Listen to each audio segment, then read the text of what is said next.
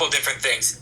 I think, if I'm not mistaken, in the 2 minutes with like 2 minutes left, Darius was checked for a concussion. Is he in the protocol? I don't know if we ever heard the results of that. Muasau? No, Slayton. He cleared. He cleared. Yep. Okay. And then trade deadline tomorrow. Brian, what would there seems to be a lot of, will the Giants be sellers? Will the Giants be buyers? What would your argument be for why the Giants, sitting here 2-7, should add a player at any position? Like, why should you guys give up some draft capital to add players to this team where you are right now? Yeah, Ryan, I understand the question. My focus is on doing the things we need to do better on the field with the guys that we have here, and that's what we're going to do.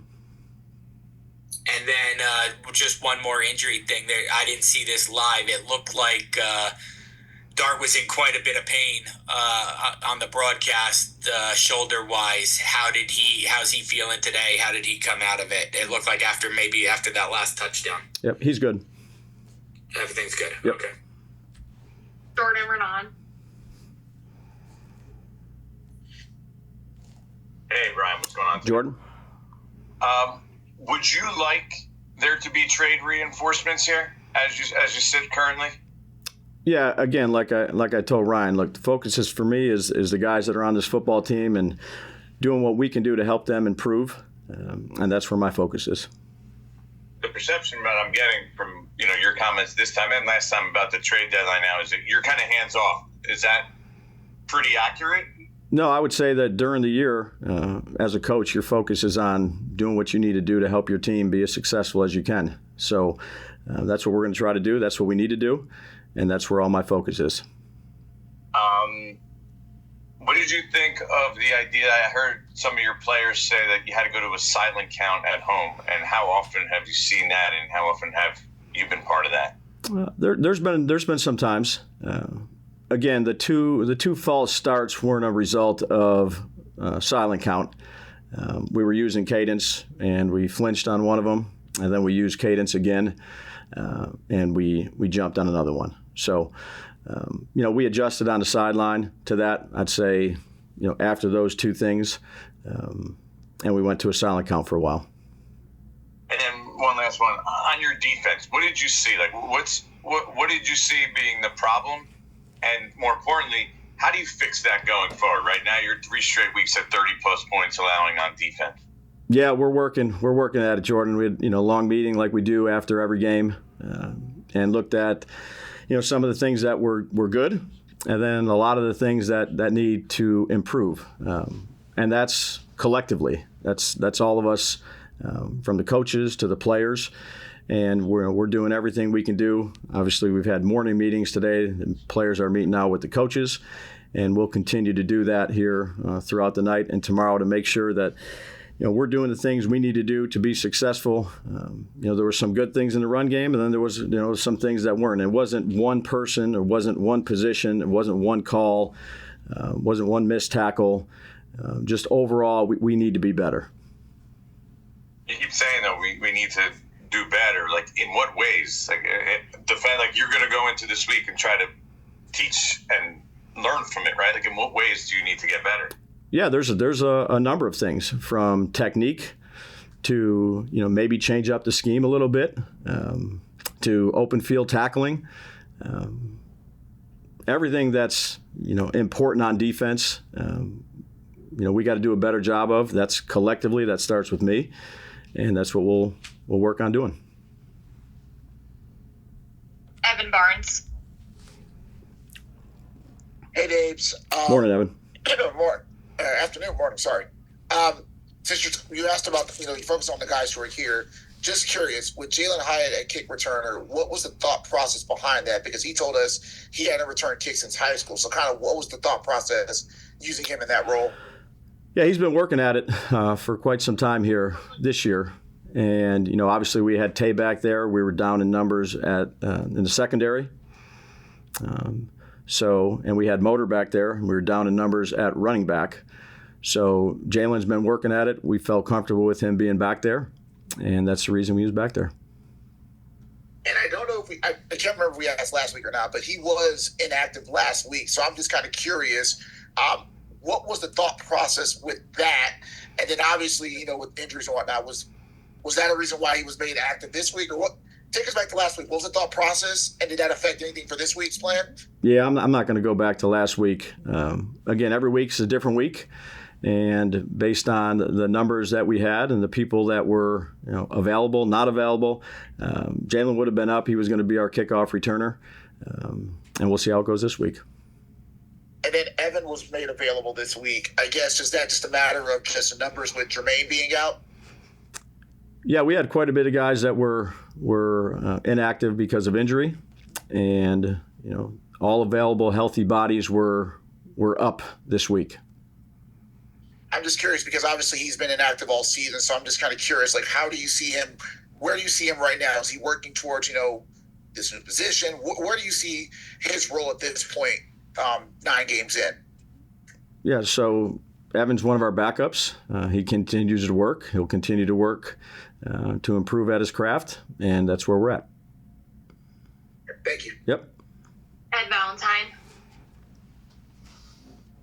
Babes, how are you? Morning, Ed.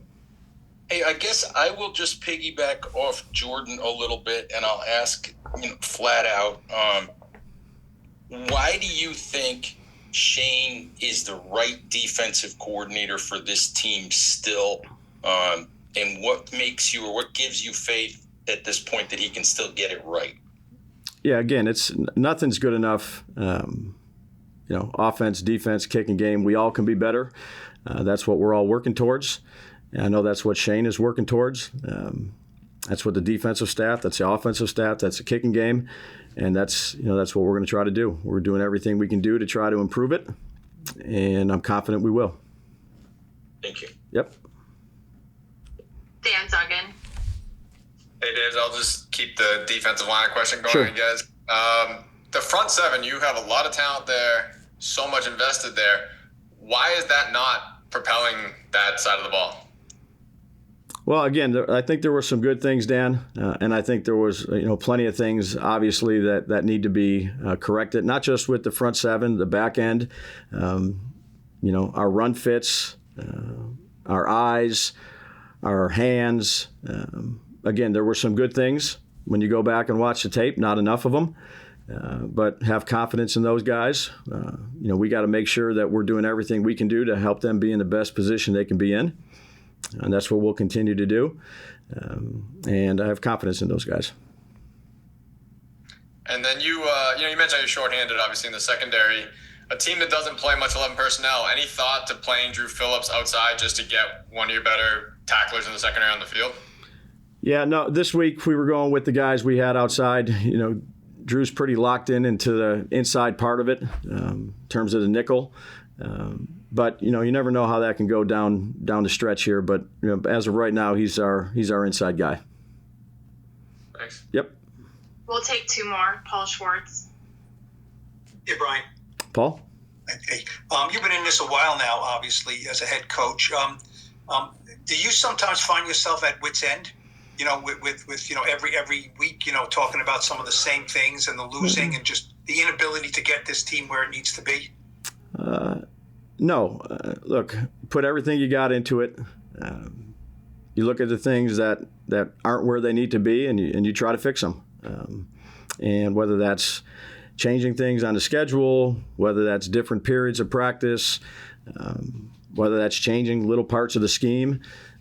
Again, that's where we're at. We're at where we're at. Look forward to, doing everything we can do to continue to, work on fixing this thing and getting it the way we need to get it. And I know everybody's locked in on that, and that's what we're going to do.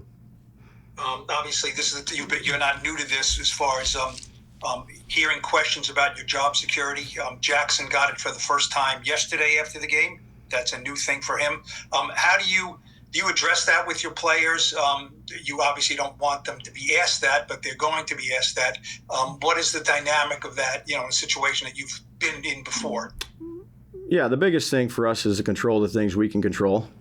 And, that's the way I've always approached it. That's the way the players are going to approach it. And that's what we're going to do. Thank you. Yep. Last one, Pat Leonard.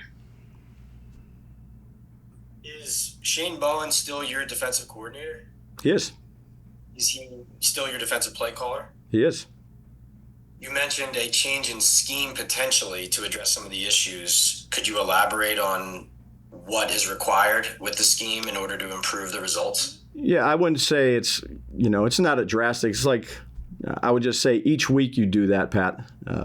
You look at what you need to do, what isn't going right, whether it's on offense, the kicking game, on defense. It's not I would say a drastic thing. I'm not saying it's a drastic thing. I'm just saying obviously it hasn't been good enough, but that's collectively, and that's my job. I'm not saying it's not the defense, it's not the offense, it's not the kicking game. It's all three phases, and that's my responsibility.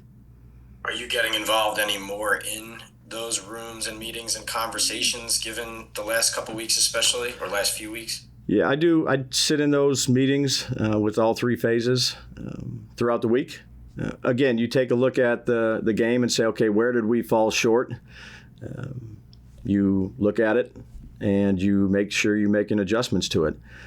And it hasn't been good enough the last 2 weeks, but that's collectively. It's not just, again, it's not one person, it's not one play, it's not one side of the ball. It's the collective, and that's my responsibility. Do you think that, thanks for taking all these questions, do you think that, like, when you blame the collective, is that really addressing the issues? Is that holding the individuals accountable on, because every play is different, right? So it's not the same thing every play, but if you just say it's on everybody, does that actually address this person's reluctance to tackle on a play, or this person being in the wrong gap? Like, does that actually fix those problems? Well, those issues get addressed.